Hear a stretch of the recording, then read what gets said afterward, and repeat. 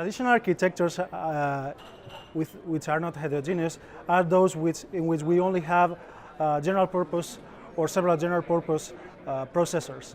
Whereas if we have a heterogeneous architecture, we have several processors that are specific for specific tasks so that they can process those tasks more efficiently and faster. Heterogeneous architectures could be like a workshop in which we would do everything manually, that would be or using simple tools, that would be the general purpose approach.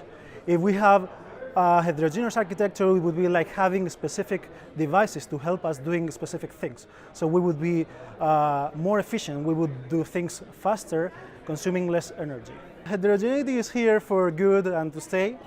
It brings benefits in terms of energy consumption and efficiency in general. There will be an explosion of the number of heterogeneous devices that we may find within the compute nodes or compute devices. And the challenge will be how to make them programmable for people, how to make them usable by application developers.